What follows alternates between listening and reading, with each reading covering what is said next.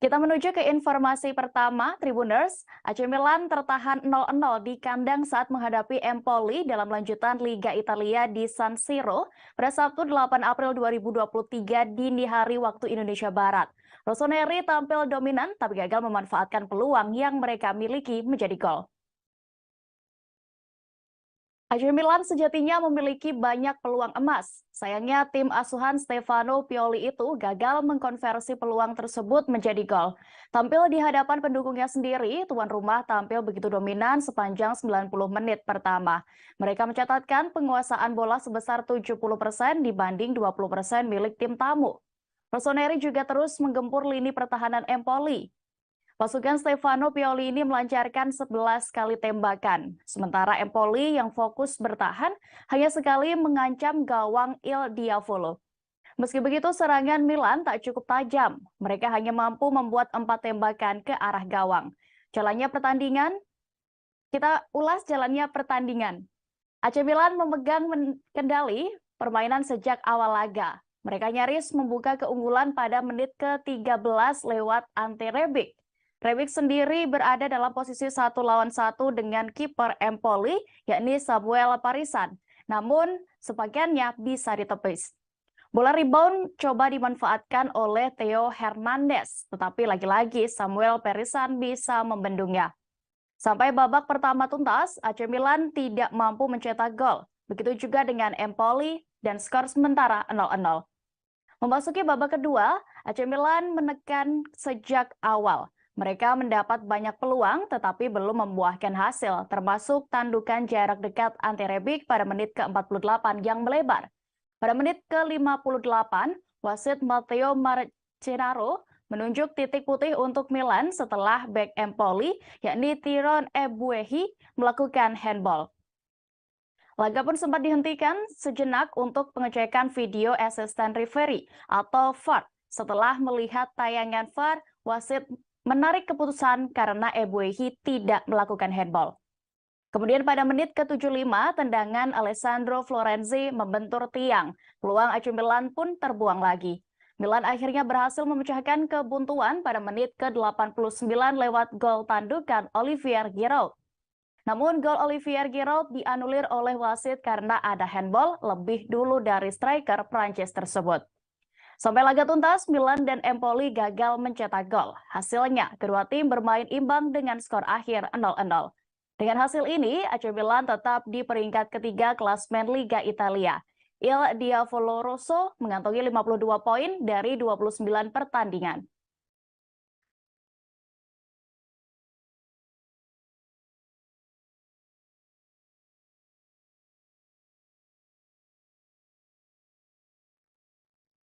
Napoli menang 2-1 atas Lecce di lanjutan Liga Italia 2022-2023 berkat gol bunuh diri dari kiper Lecce yakni Wladimiro Falcone. Hasil ini membuat Napoli makin kokoh di puncak klasmen Liga Italia. Laga sendiri berlangsung di Stadio Comunale Via del Mare Lecce pada Sabtu 8 April 2023 dini hari waktu Indonesia Barat. Napoli harus susah payah mengalahkan Lecce. Bek kanan Giovanni Di Lorenzo membuka skor lewat sebuah tandukan memanfaatkan umpan silang dari Kim Min-jae dari sisi kanan lapangan. Hanya 6 menit setelah babak kedua berjalan, Federico Di Francesco menyamakan kedudukan Ahsan Jesai yang memantul dari Mistar. Di Francesco mengontrol bola, kemudian memutar dan melepas tembakan kaki kanan keras yang menembus gawang Alex Meret. Ini adalah gol pertama Lecce dalam dalam 5 laga Serie A terakhir. Keunggulan tuan rumah hanya bertahan selama 12 menit setelah suatu blunder terjadi di lini belakang Lecce. Bek Lecce yakni Antonino Gallo berupaya mengamankan bola lambung terobosan dari Napoli dengan mengembalikannya ke kiper Wladimiro Falcone lewat sentuhan paha. Namun sang penjaga gawang tampaknya terkejut dengan bola yang melambung ke arahnya sehingga tidak siap kala menerima bola. Alhasil, ia gagal menangkap si kulit bundar dan bola pun masuk ke gawang. Napoli pun mendapatkan hadiah gol bunuh diri di menit 64. Tidak banyak tercipta kesempatan emas lagi bagi kedua tim hingga akhir laga, kendati perubahan-perubahan yang telah dilakukan pelatih. Lecce sempat mendapatkan 2 sepak pojok beruntun pada injury time babak kedua. Akan tetapi mereka gagal memanfaatkan kesempatan sebaik mungkin. Napoli pun kembali mengambil poin penuh di Serie A jelang pertemuan kontra AC Milan pada leg pertama babak perempat final Laga Champions medio pekan depan. Napoli terus melancarkan jalan menuju gelar Serie A pertama mereka sejak 1990 dengan kemenangan 2-1 atas Lecce. Kemenangan yang didapat secara tak mudah di markas Lecce ini membuat Napoli bangkit setelah kekalahan mengejutkan 0-4 lawan AC Milan di Stadio Diego Armando Maradona. Dan laga kali ini berjalan lebih sukses bagi Napoli yang mencatatkan kemenangan ke-24 di Liga Italia sepanjang musim. Pasukan Luciano Spalletti pun berhasil memperlebar jarak di puncak klasemen menjadi 19 poin.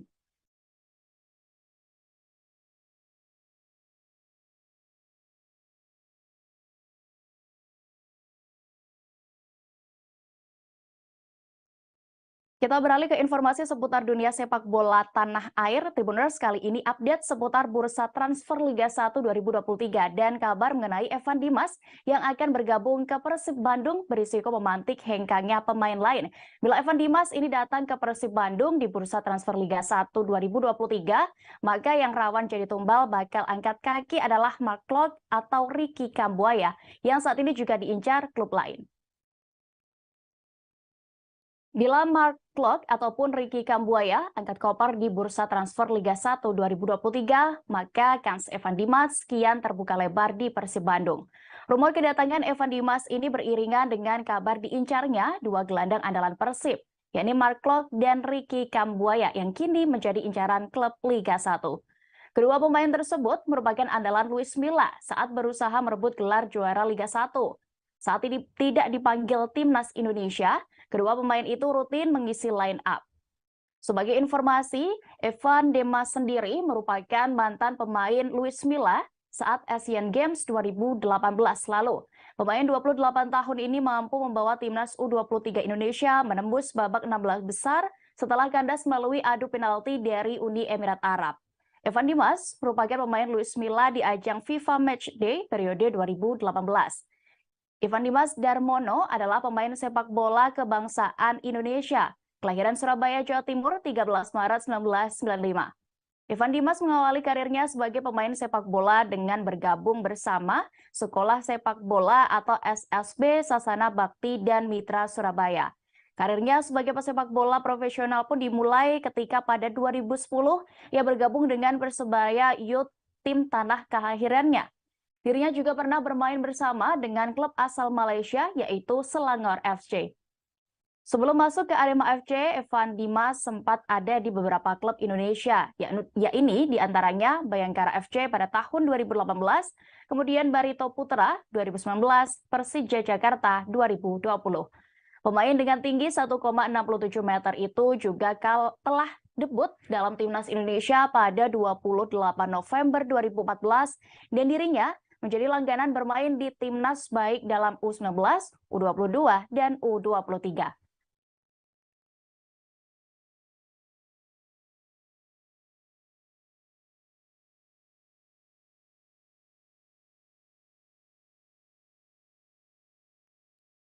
Timnas Indonesia U22 menggelar syukuran pasca Indonesia terbebas dari sanksi berat yang dijatuhi FIFA. Syukuran ini pun sekaligus menjelang Timnas Indonesia tampil di SEA Games 2023 Kamboja.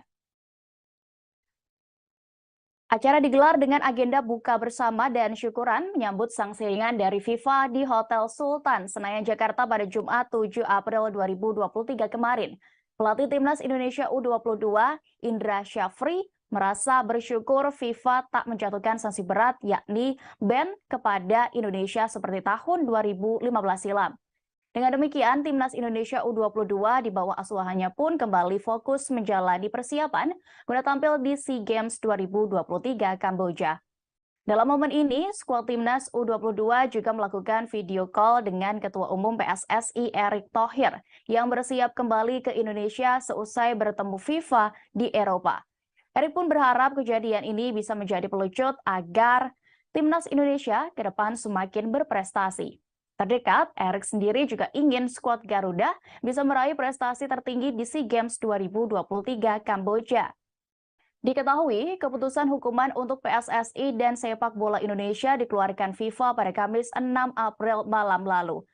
Badan Sepak Bola Dunia itu hanya memberikan sanksi administratif kepada PSSI berupa pembekuan dana FIFA Forward. Hanya mendapat sanksi ringan dari FIFA, ini disambut baik oleh Timnas Indonesia U22 yang akan berangkat ke SEA Games 2023 di Kamboja setelah Lebaran. Dalam situs resmi PSSI, dana forward sendiri merupakan bentuk bantuan yang diberikan FIFA untuk keperluan operasional federasi. FIFA masih akan melihat strategi besar PSSI yang dibawa Erick Thohir yang dibungkus menjadi cetak biru sepak bola Indonesia. Menanggapi sanksi ini, pengamat sepak bola Akmal Marhali berharap agar PSSI tidak senang terlebih dahulu karena hanya mendapat sanksi ringan dari FIFA. Ia pun meminta PSSI untuk tidak jemawa setelah Indonesia hanya mendapat sanksi ringan dari FIFA. Lebih lanjut, Akmal meminta kegagalan Indonesia menggelar Piala Dunia U20 2023 segera dievaluasi, sehingga kedepannya tidak ada lagi kesalahan tersebut yang dapat merugikan sepak bola tanah air.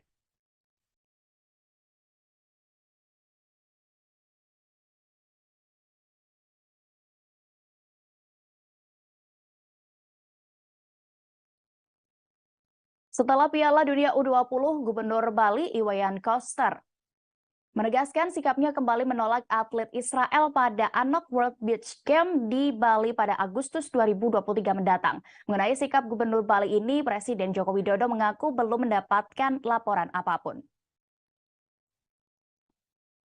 Iwayan Koster sendiri menyatakan penolakannya didasarkan pada amanat konstitusi Republik Indonesia dan Peraturan Menteri Luar Negeri Nomor 3 Tahun 2019. Dilansir Tribun News, Iwayan Koster mengusulkan pada penyelenggara event olahraga ini tetap bisa digelar di Bali tanpa mengikutsertakan kontingen dari Israel. Terpisah Ketua Komite Olimpiade Indonesia atau NOC Indonesia, Raja Sabta Oktohari menegaskan persiapan Anok World Beach Games atau AWBG yang akan diadakan di Bali pada 5 hingga 12 Agustus 2023 masih terus berjalan. Persiapan tidak terganggu dengan adanya pernyataan dari Gubernur Bali Iwayan Koster. Okto menjelaskan akan berkomunikasi kembali dengan Iwayan Koster dan juga berencana berkomunikasi dengan IOC dan 14 internasional federasi yang terlibat. Dalam komunikasi nantinya, ia berharap ada solusi sehingga gelaran AWBG tetap bergulir tepat waktu tanpa ada masalah di Bali. Okto tak ingin Indonesia akan semakin dikucilkan oleh dunia apabila multi-event ketiga terbesar di dunia ini bakal bernasib seperti Piala Dunia U20 2023. Sementara itu, Presiden RI Joko Widodo mengaku belum mendapatkan laporan terkait sikap Gubernur Bali Iwayan Koster yang menolak kehadiran kontingen Israel di Anok World Beach Games di Bali. Hal itu disampaikan Jokowi seusai menanam padi bersama petani di Desa Senori, Kecamatan Merakura, Kabupaten Tuban, Jawa Timur pada Rabu lalu. Sebelumnya diketahui Gubernur Bali menolak timnas Israel berlaga di Piala Dunia U20 di Pulau Dewata dengan berbagai alasan, mulai dari takut trauma bom hingga membawa nama Presiden pertama Soekarno. Akibatnya, Federasi Asosiasi Sepak Bola Internasional memutuskan Indonesia batal menjadi tuan rumah Piala Dunia U20 yang seharusnya berlangsung pada 20 Mei hingga 11 Juni 2023. Saat menolak Israel di Piala Dunia U20, Koster menilai kehadiran timnas Israel berpotensi mengancam keamanan di Bali. Selain itu, ia juga menyebut kehadiran Israel akan menimbulkan pro dan kontra di Indonesia, khususnya terkait konflik dengan Palestina. Karena itu, Koster menolak kedatangan Israel ke Indonesia, khususnya ke Bali.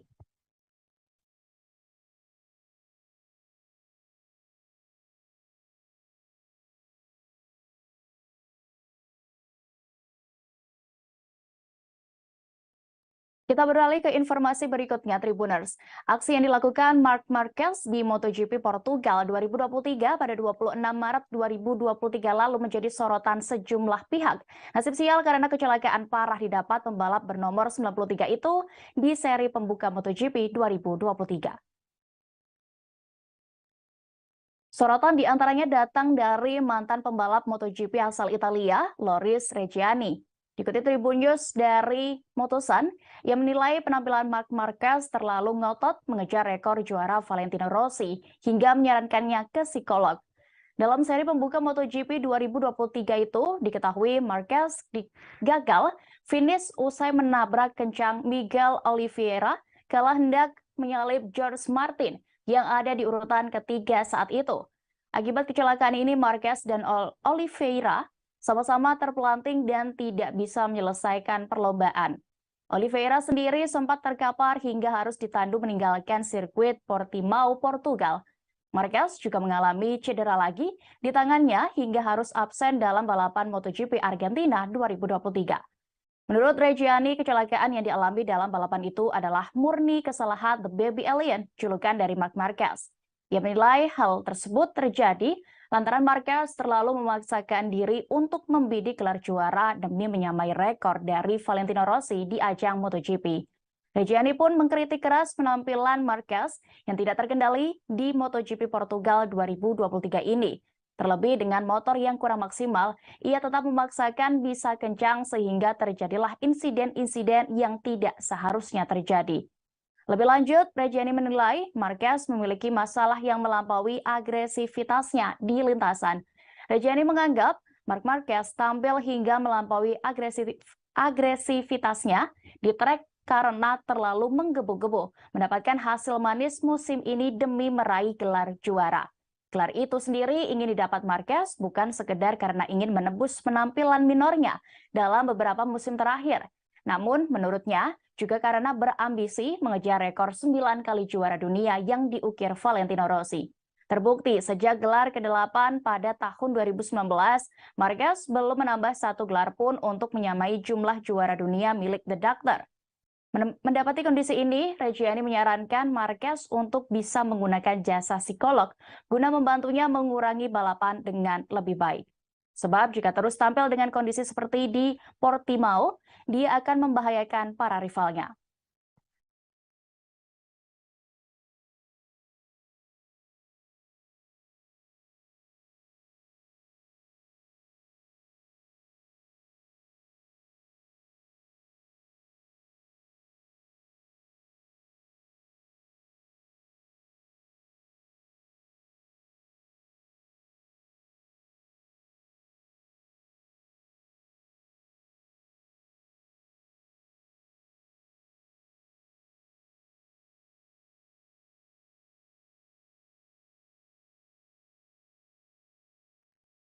Informasi tadi sekaligus menutup perjumpaan kita dalam live update sport pemirsa. Namun jangan kemana-mana dulu Tribuners, karena setelah ini saya masih akan menemani Anda dalam program live update Manja Negara.